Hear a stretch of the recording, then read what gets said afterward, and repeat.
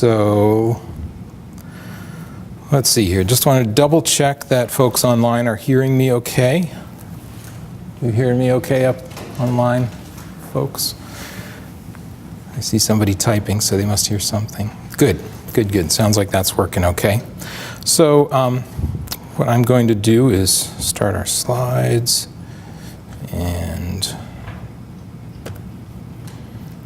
see how that works there.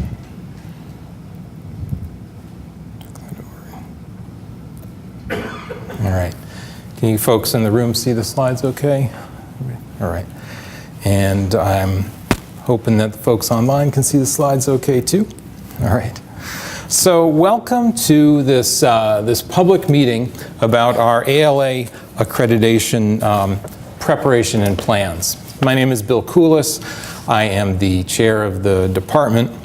And before I jump into things, I want to acknowledge all the people that are involved in this and are making it happen. So obviously the faculty, the staff, the students have all been are all very engaged in this.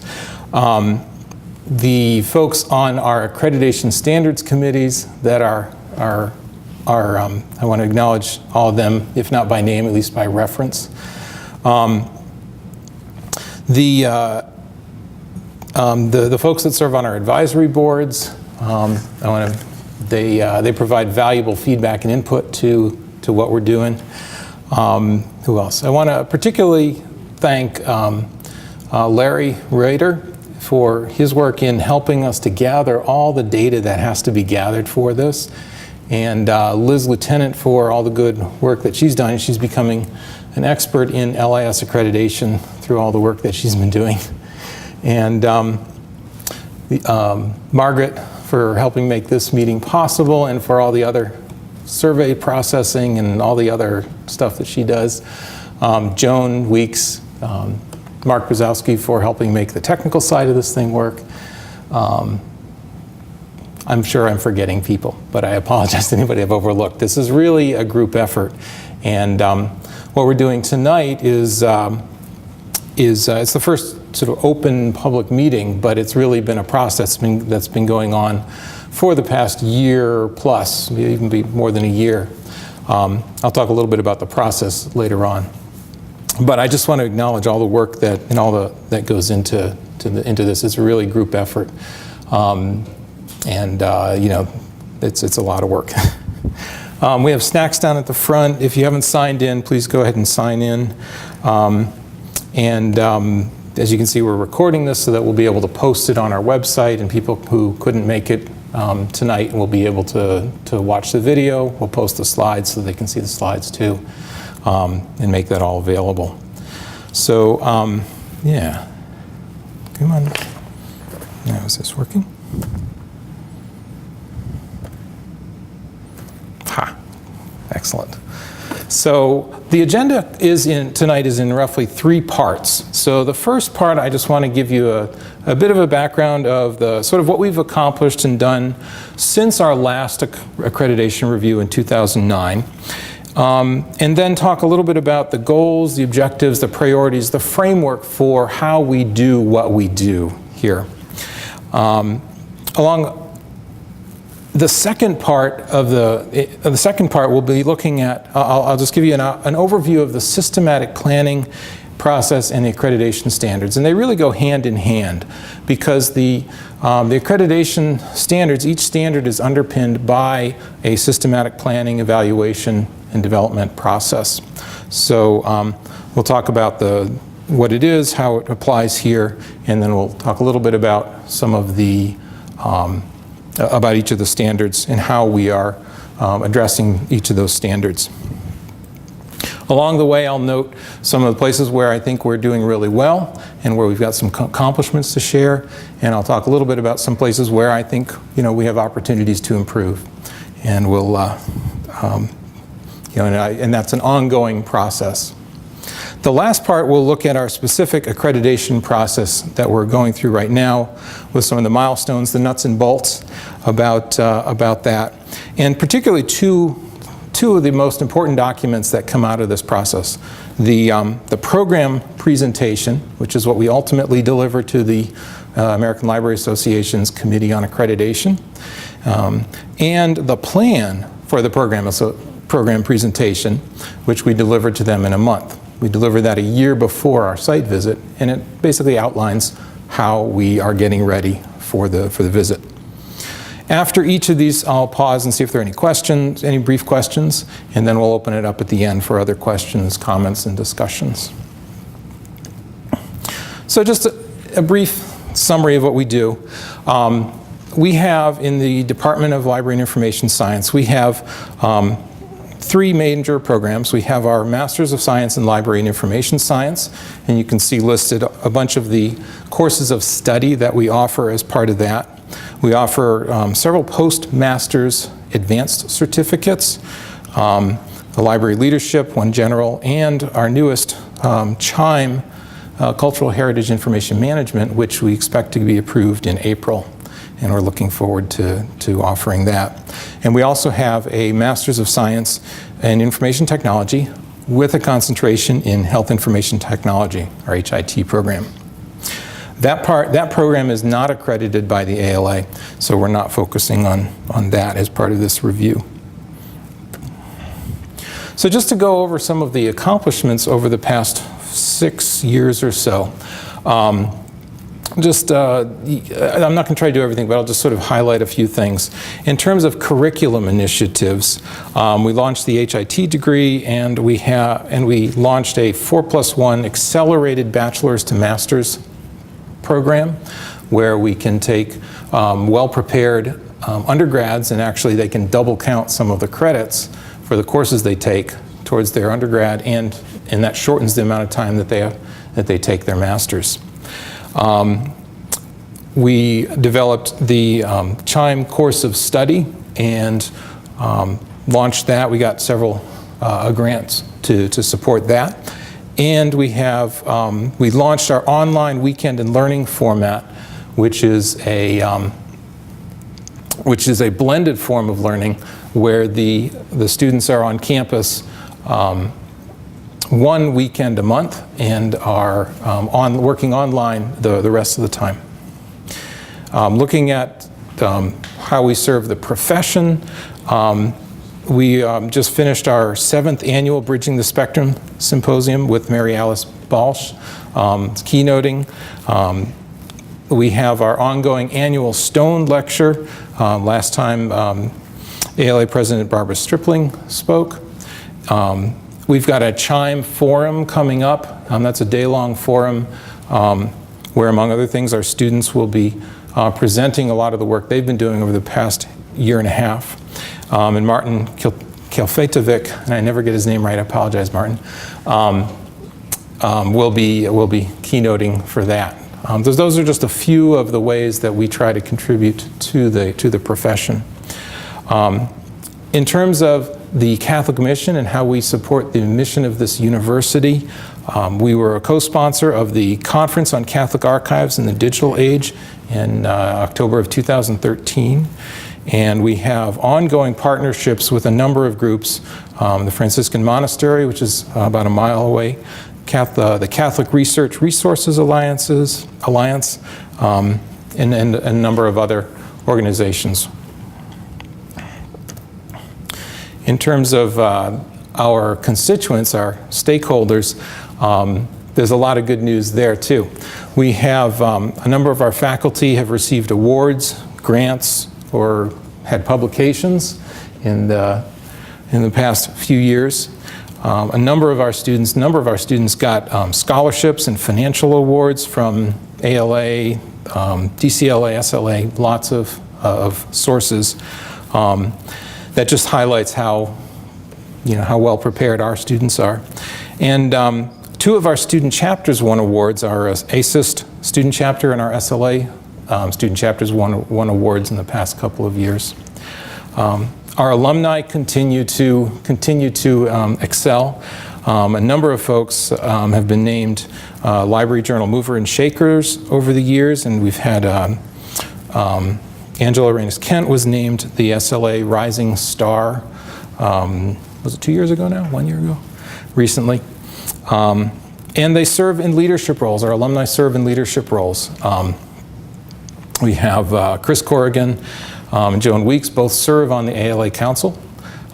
James King serves on the SLA Board of Directors. So there's a lot of good work that our alumni are doing. Just to sort of overview what's happened over the past, since our last, some of the key events since our last accreditation.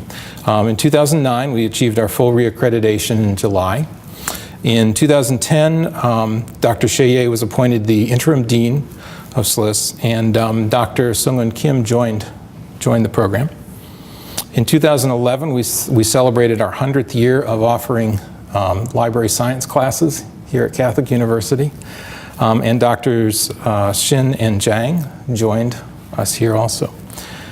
In 2012, we changed our title of our degree to the Master of Science in Library and Information Science to reflect the fact that information science is an important part of what we do. And Dr. Dean Poos was appointed the interim dean of SLIS at that point. In 2013, after a year of extensive review, the university decided to reorganize us into a department within the School of Arts and Sciences. At the same time, roughly the same time, we also moved to our fully accessible offices in this building in the Columbus School of Law. And I was appointed as chair that year also. So that's sort of a bit of a history about what we've done over the past, since our past accreditation. I want to just talk a little bit about, give you a background to sort of frame the way that we do what we do, how we think about our goals, our objectives, what our mission is, and then how that flows through all the way to our curriculum. It's not a detail, it's just an overview to show sort of the structure. So on the screen you see sort of a schematic diagram of how our values and mission are used as the foundation. Although this is going from top down, I think of it more as a foundation of what we do. Both the Catholic values and the mission of the university, and the vision, the values, and the mission that we've expressed as our department, as our program. Those are used to formulate and inform the strategic plan, both at the university level and our LIS strategic plan, which we developed, which is aligned with the universities. And then from there, we use that to derive the specific goals, which I'll show you in a minute, and the program objectives that we use to frame our curriculum and our activities. So these program goals, these are all on our webpage, but you can see we've described 5 goals. I won't list them in detail, but like number 1 is educating highly competent, ethical librarians and other information professionals. So these goals are driven by the mission of the university, our mission, our values, and they're formulated to reflect that. We take these goals and use them in turn to formulate more specific objectives, and particularly in terms of the way we deliver our program. In terms of the program objectives, what it is that we want our graduates to be able to do. And there are 8 of them. I'm just going to show you, I'm just going to, again, just point out a couple of them. So our first program objective is to demonstrate skill in organizing, disseminating, managing, and preserving information. That's paraphrased a little bit from our website, but that's the essence of it. The second one is to demonstrate skill in the use of information technologies. So you can see we take our goals, they're fairly high level, and we start to refine them into more specific program elements. And those program objectives are used to inform key elements of our program. So you can see for number 1, a key element of our program that reflects that program objective 1 is our course LSC 551, the Organization of Information. Now it's not unique to that, but that's an essential, there's a very strong connection between what we cover in that course and that particular program objective. So these are the other 4. Exhibit an understanding of education, interpret and apply research results, articulate the value and social importance of the profession, and a dedication to professional growth. These are all program objectives, and they're all tied to specific elements of our program, either core courses or elements of the comprehensive exam or other aspects. These are not the only ways that we achieve those program objectives, but they're some of the main ones. So some of the priorities of the department right now there's like 5 priorities right now. One is reaccreditation. That's why we're here tonight.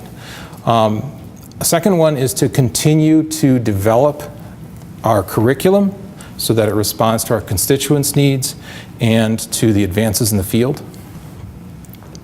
The third one is to promote our student body, promote enrollment and retention of a highly qualified, proactive, and diverse student body.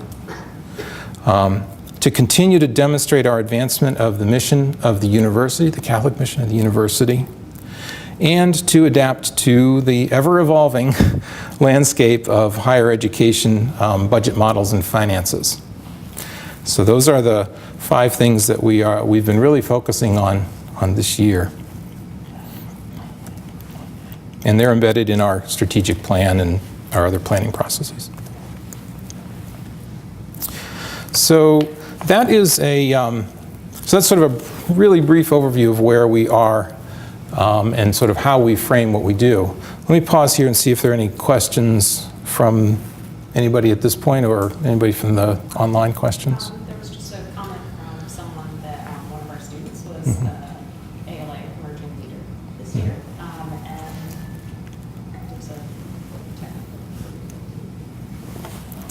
Looks like something happened, Mark, on the meeting. All right, so I'm going to continue as soon as I get my screen back here.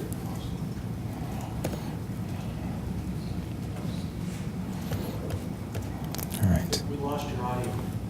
Okay, give me a sec. Now is my audio back? Yep. Okay, I don't know what happened. Hopefully it won't happen again. Okay, so I want to move on to the second part of the description, which is the systematic planning and how it's intertwined with the standards. So, like I said before, the standards are underpinned. Liz, was there a question? Your video is disconnected. Oh, very good. Okay, you won't have video of me online. Life's rough. So what I want to talk about next is describe how how this notion of a broad-based systematic planning process ties in with the 6 ALA accreditation standards. So a broad-based systematic standing process is basically an ongoing sort of evolutionary process of ongoing improvements to a program. It includes elements of assessments of the outcomes, and it may seem a little odd to put that first, but you got to start somewhere in the cycle, and it makes sense to start there. And then you take the results of those outcomes and use them to inform your program planning, assessment, development decisions. You then continue to review and revise the program elements. An essential part of that is communicating the planning and assessment activities and the results to all the constituents of the process. That's embedded in the standards, and it's embedded in the best practices for the program development. And that goes hand in hand with engaging with all the different constituencies and the stakeholders. In our case, students, faculty, staff, alumni, employers. Did I miss anybody? And as part of that, a process of documentation of what you're doing and the results, and making that available. And so you'll see on our website we have, well, this happens at the university level. The university has its whole assessment website where the university level version of this information is made available. And we have, we're working on getting our own information up also.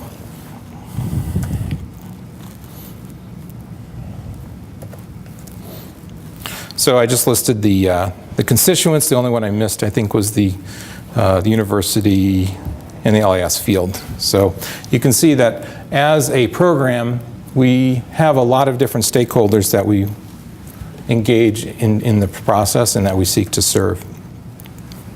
Here's sort of a diagram of a way of thinking about the systematic planning process, where you are assessing against these sorts of questions. Are we achieving our goals? Are we meeting our constituent needs? Are we compliant with standards? And then you're responding to that by deciding how you're making, what changes you're going to do, and then you reflect that and continue that assessment cycle. So some of the, over the past 6 years, some of the systematic planning activities that we've engaged in is developing our 10-year strategic plan, our 2-year outcomes assessment plan, where we were looking at gathering specific outcomes assessment from specific courses and program elements to evaluate our achievement of our program objectives. We have been looking at our comprehensive exam and how to continue to improve that. So in 2012, after a fair bit of study, we made a format change. In 2014, we refined some of our planning and assessment processes into an annual cycle, so that this information comes in annually and we can be evaluating and making changes on an annual cycle. That was through the annual planning assessment cycle, and we developed a curriculum review process, which we actually, I shouldn't say we developed, it's because we started the next iteration of our curriculum review process, which had completed the year before. It's an ongoing process, and so in 2014 we defined the new curriculum review process, and it's going into place this year, getting refined and going into place this year. I reconvened the LIS advisory board that had lapsed for a year or two during the transition, and I felt it was very important to bring them back into this process. The advisory board represents a lot of the employers in the area, and also student representatives and a faculty representative, and it's a very important board for evaluating our program from a high level and helping us to see where is the field going and what things do we need to be thinking about looking out.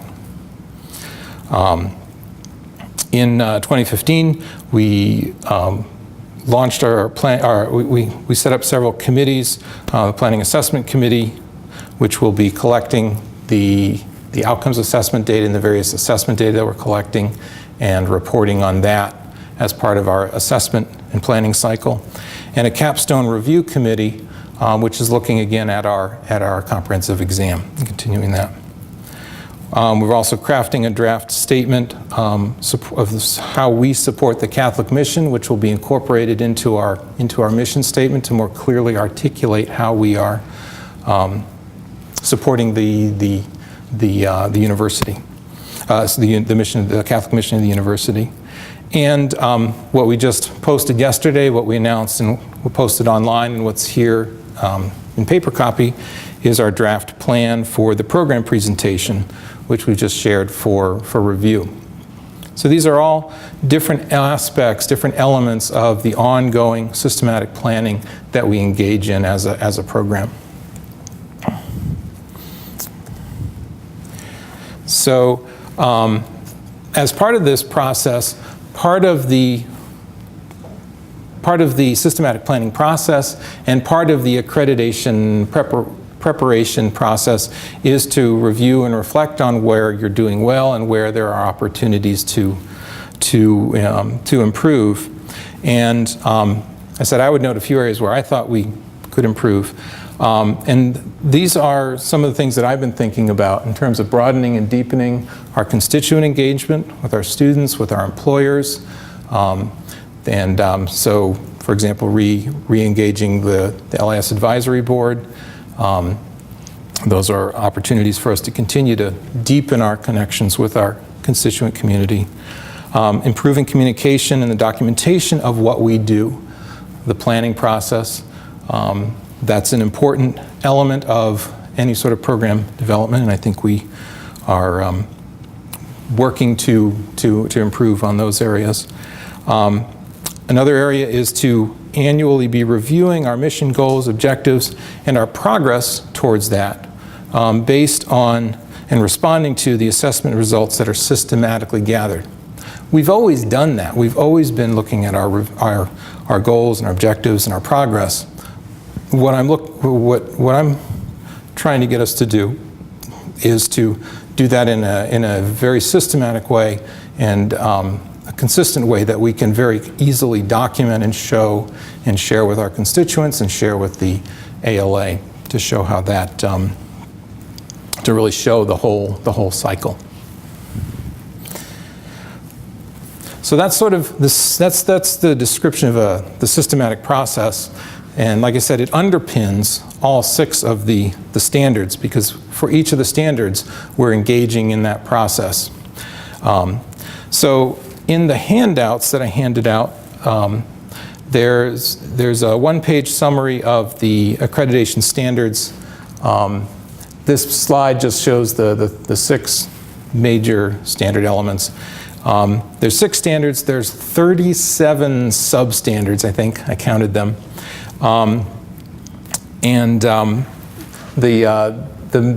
Just to sort of summarize them, the mission goals and objectives are the ones that, they talk about how do you frame what you're doing, how do you define what you are as a program. And that's a lot of your strategic planning ends up being addressed in that standard. At the curriculum, there's a curriculum standard which looks at how we define our curriculum, how we revise it, how we evaluate the curriculum. And then there's similar areas for faculty, students, administrative aspects, and the physical resources and facilities. Along the way, the standards underpin, the standards provide a framework for everything we're doing in terms of how we communicate with with this Committee on Accreditation. And as part of our ongoing communication with them, every 2 years we submit what they call the biennial narrative report, where we provide a brief update, it's usually about 10 pages, of what we've been doing. And again, it's structured by these standard areas. And then they often will come back and say, hey, can you tell us a little bit more information about X? Or we want to hear about this. So and then we respond. Sometimes we simply respond back to them. Sometimes we undertake activities or evaluations on our end to be responsive to them. So even though there's this 7-year cycle in the whole, there's also there's an ongoing set of communication and response that goes along with it. So in 2009, in our reaccreditation letter, they said, great job. Here's 2 questions that we want you to address in 2 years when you submit your next narrative, your biennial narrative report. And they had asked about vacant faculty positions and the progress of the then junior faculty at that point, which included me and Dr. Choi. So over the next 2 years, we brought Drs. Kim, Shin, and Jang on. So we were able to report back in a couple of years that we had filled those vacancies at that point. And we're also able to report that Dr. Choi and I were making good progress on our tenure packages. In 2011, they didn't have any questions. In 2013, they had some questions about the comprehensive exam format change that we had introduced in 2012. And And they had another question about vacant faculty positions, and there was also the question about the permanent leadership because the previous dean had stepped down. So these sorts of questions are typical. They come out of the COA asks programs as they go through in between accreditation cycles. So for the comps format change, they asked us to evaluate and report back what we found from our format change. So we did a comprehensive exam evaluation in the fall, and it showed it didn't fully achieve everything we wanted to do. It achieved some of what we set out to do, but it did not address all the issues we'd set out. And so we formed a capstone review committee, which is being chaired by David Shoemaker, to look at this in more detail, both in the make some short-term recommendations, and make some longer-term investigations also. So as part of this ongoing back and forth with the COA, there's back and forth, and we respond to their requests. They'd also asked about vacant faculty positions. We had search lines open in 2012, I think it was. We were not successful in filling those, and the provost subsequently closed those positions, so we simply reported that back to them. And we were also reported that I had been appointed as the permanent, as the chair of the department. So these are this is part of the back and forth in between the major accreditation review cycles. And I'm just for time, I'm going to skim over some of these. But so some of what I think are some of the major accomplishments that we've put in place in terms of relevant to some of the various standards are continuing to refine our planning and assessment process, and to build on our previous outcomes assessment plan and our previous strategic planning work through the planning assessment cycle, this annual cycle, and the annual curriculum review process, which again builds on what we did before also. And each of these are relevant to various standards. Our faculty continue to make good progress on their tenure. Between Dr. Choi and I received tenure in 2012, I think it was 2012, and our junior faculty continue to make good progress. They've been going through their biennial reviews and moving along, so they're making strong progress there. And relevant to Standard 6, like I mentioned, we are now in a fully ADA accessible building. So our offices are fully accessible, our computer lab is fully accessible, our information commons is fully accessible. So those are some really some high points, I think, of what we've been able to do. Again, there's always opportunities to improve. These are some of the things that I'm thinking about. How do we respond to the broader expectations of diversity through our learning outcomes, our curriculum, our recruitment? Our last time through accreditation, there was one understanding of what diversity means. It continues to evolve, and it's really important that we respond to that on an ongoing basis. We made a lot of progress on our curriculum coherence over the past 6 years in terms of numbering our courses more consistently, providing the courses of study, and but some of the feedback from students shows that they're still, constructing what ALA refers to as a coherent course of study is something that's still a challenge for students, and we want to, I think it's important to continue to address that. Continuing to enhance technology integration, that's actually an area where we've made a lot of progress since 2009 also. We still need to continue to work on that. I think that's, I'm very pleased with the results there, but it's again, it's an area where we need to continue to improve. And again, sort of in the realm of broadening and deepening our stakeholder engagement, giving students an opportunity to engage in the academic and student affairs policy development. And so I've been encouraging our student group leaders to work together to work with, to be both a conduit of information to the student body and to be able to bring information to us as a department. So these aren't the only things that we need to do. These are, other people have other ideas about what we should be, where we can, improve. But these are just some of the things that I'm thinking about now. All right, so let me pause there because I've sort of talked about the systematic planning process and the accreditation standards. Are there any questions about that at this point? So it looks like there's two questions. The first one is there a way the accreditation process is handled as part of ALA's assessment of our program? They were interested in knowing what the benefits were of attending accreditation-related events. Okay.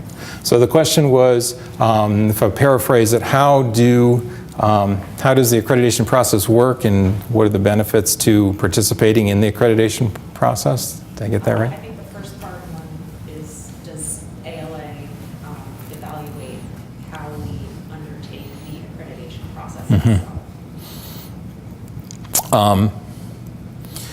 Let's see here. So the accreditation process is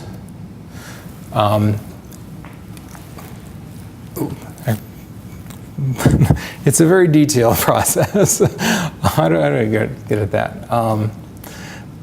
It involves, it's expected and anticipated that all the different stakeholder groups are engaged in the process.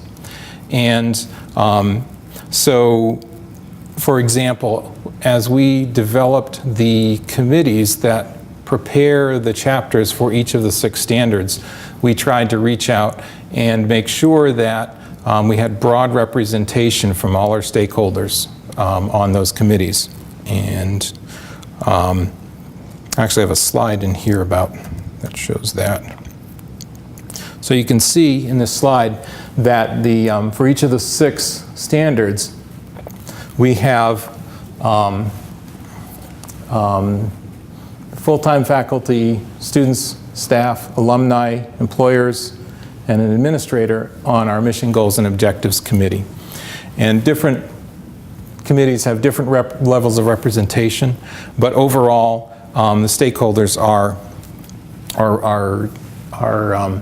represented across all of the committees. There's also I'll show a timeline of our activities in a minute, but in terms of why it's beneficial to be involved, there's a couple of reasons. One is that you will be able to directly affect how we develop and improve our program by providing your feedback.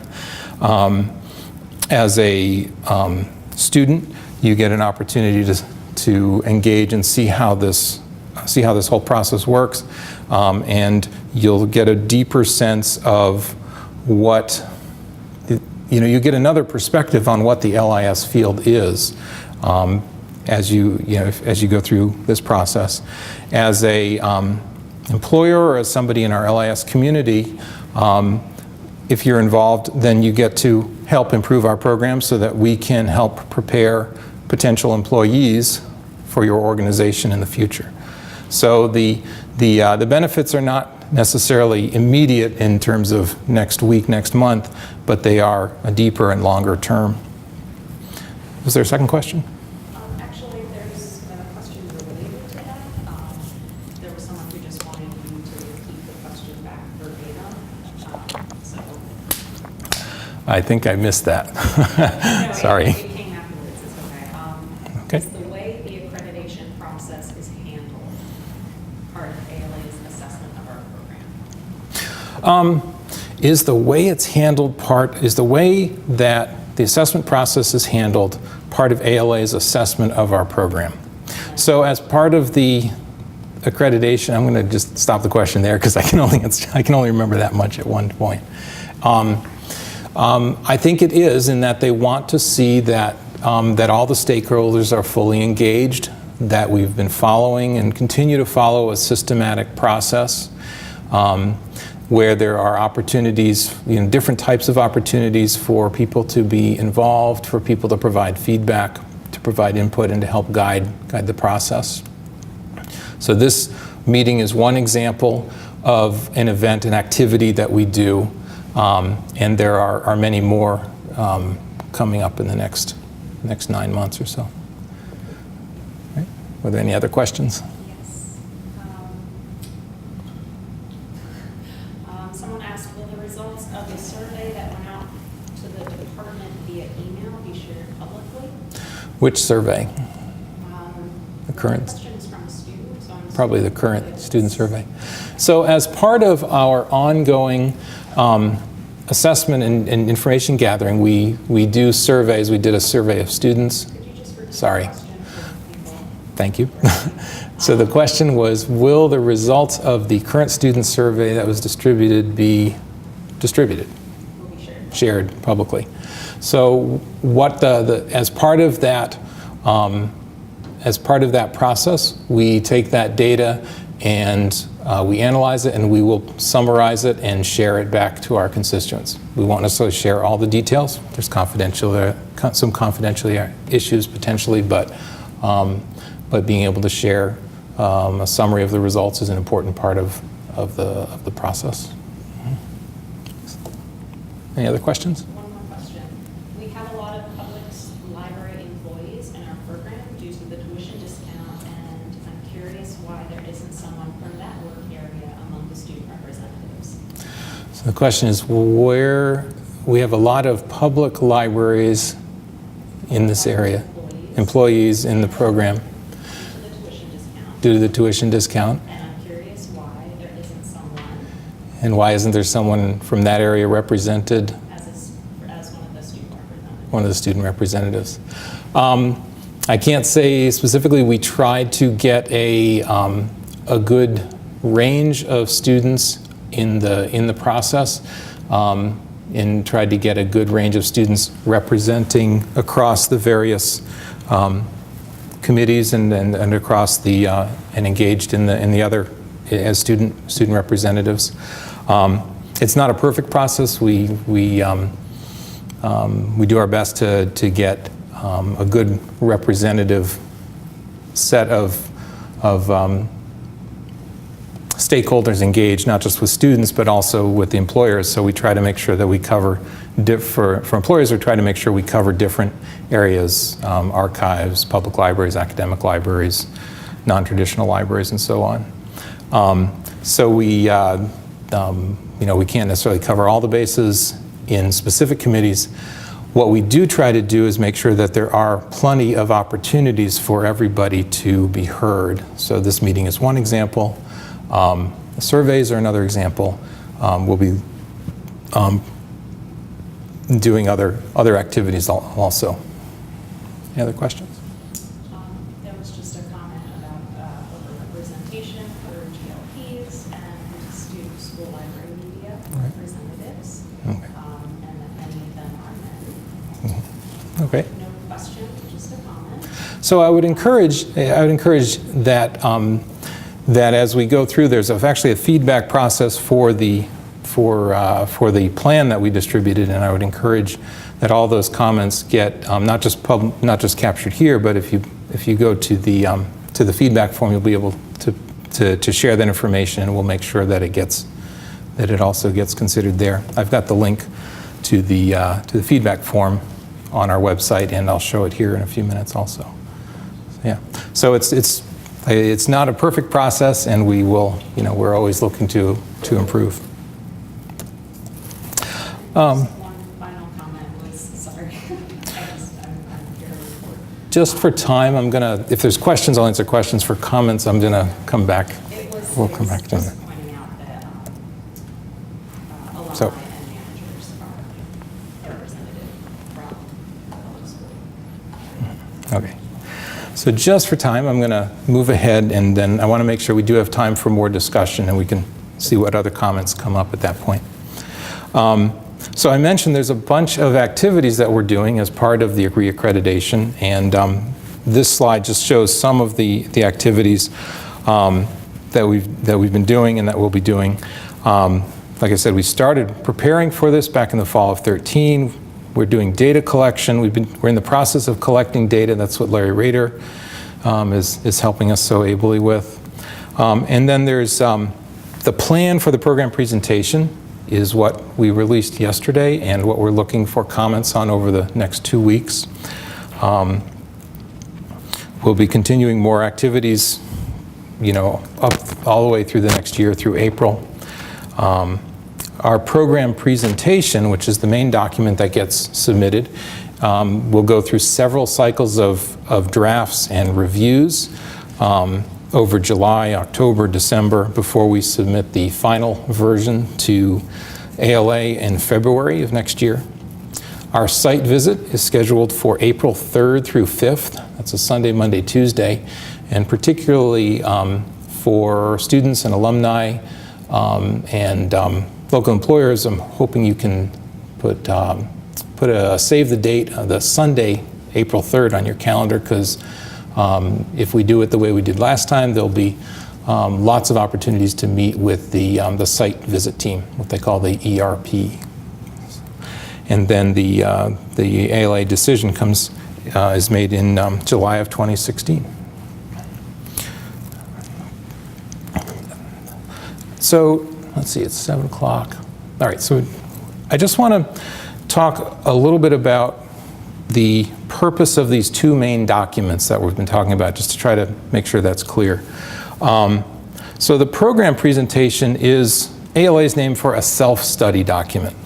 And it is a comprehensive review of the program that we as a community conduct. In it, it's structured standard by standard, and for each of those standards, we look at how well we're achieving our goals and objectives, how are we responding to the constituent needs, and ultimately showing how we are complying with the standards. I think we might have lost something.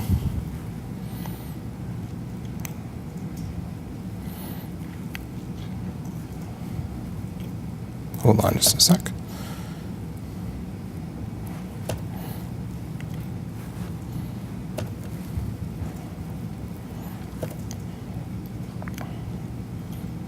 All right, I think I'm back online again. Seem to have a technical glitch there. So like I was saying, the purpose of the program presentation is it's a comprehensive review of the program. It's the big kahuna. We use that to identify our strengths, our challenges, opportunities to improve, and to inform our planning process. Fundamentally, it's there to, we have to show that we are in compliance with all of the standards, and that's the key thing. But it's intended to be a very formative process also, and the ALA COA does. In the standards and the processes all emphasize the formative aspect of it also. The purpose of the plan for the program presentation is to basically show the COA a year in advance how we are going to develop our program presentation, how we are going to demonstrate that we're in compliance. So if you look at the plan that's out there, the draft plan, that's really focused a lot on the process, on the committees, who's involved, the timeline. There's a very detailed timeline in there. And the key evidence, the key sources of evidence that we are collecting and analyzing to prepare the program presentation. So it's the plan and then the program presentation. Like I said before, that's a community process with stakeholders represented on all of the committees, all the 6 standards. Some of the key documentation and sources of evidence that we use are the planning documents, the surveys and evaluations that you've filled out. All the documentation, all of our planning documents, the meeting minutes, the official statements, the policies and procedures of the university. It's really a tremendous amount of evidence. And if you look at the draft plan that was distributed, the second half, about half of the plan is devoted to listing all the sources of evidence that we're using, or that we will be using as part of our program presentation. So there's a lot there. And this is just one example of one particular outcome that one particular example of an outcome where we've, as part of our alumni survey in the summer, we surveyed our alumni to see where they are with their careers, and one particular aspect that we looked at was average full-time salaries, and we were ranked 7th out of the 36 schools that participated in the this was actually part of the Library Journal alumni survey. So this is just one example of a piece of data that gets included in the program presentation eventually. So this is just another view of the way that constituents are engaged in the process. So you can see that students, for example, are engaged through the current student survey, through student forums, the practicum student focus groups. These are activities that are underway or that are, the current student survey we sent out, we do that annually, and the student forums and the practicum student focus group, those are specific activities that we'll be doing probably I think it's over the summer in the timeline, to gather specific data as part of the reaccreditation process. The alumni, for example, we survey the alumni. There's an exit survey as students complete the program. The alumni board meetings. Usually I go to the alumni board meetings, or we're represented there, so we're connected to that group, and as a way to communicate and get feedback from our alumni and so on. So this is just another perspective on the various ways that everybody is engaged in this process. So this is the last slide, and this is just some of the opportunities for engagement and feedback over the course of the spring and summer. So first of all, our webpage up here, you can get it, has more information about each of the, more information about the process. It has a link to our draft plan, and we'll continue to update it as we move forward in the process. Some of the specific activities that we hope you can participate in are providing feedback on the draft plan between now and March 22nd. That plan will be revised and then submitted to the ALA on April 5th. We'll be sending out the employer survey in the next day or so, and that's an opportunity for anybody who works for an employer to share your perspective on where the field is and on how our LIS alumni are performing there. There's an LIS advisory board meeting coming up. There'll be student forums. We have our full faculty meeting on April 18th, where our adjunct faculty and our full faculty come together. We'll be talking about accreditation there. Accreditation is pretty much on every agenda at this point moving forward until next summer. The alumni board meeting, and then there'll be opportunities for feedback on the first draft of the program presentation coming up this summer. At this point, we'll plan to hold the next big public meeting in October, but like I said, there's a lot of opportunities to be engaged in this process. So that's all I got. What other questions came up? Any other questions or comments at this point? Someone was just wondering what the response rate on the placement survey was. Response rate on the placement survey. That's a good question. I don't remember the specifics, but it was compared favorably with the response rate from other institutions. I think it was in the 30 to 40% range. So the placement survey that they're referring to is the Library Journal alumni survey that they do every year, and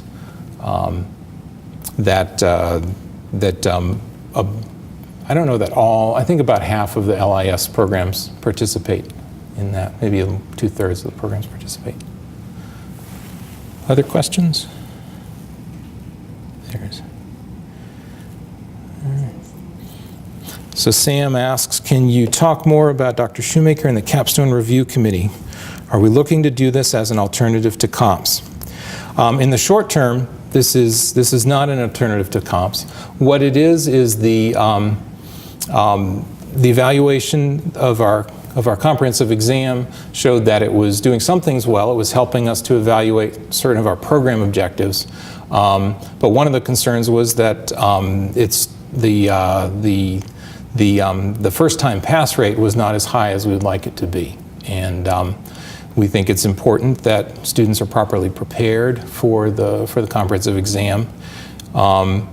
So those were a couple of the things that, and also there were some administrative changes that the registrar was telling us we had to accommodate for the way we administer comps in terms of the timing and how we administer it during the summer.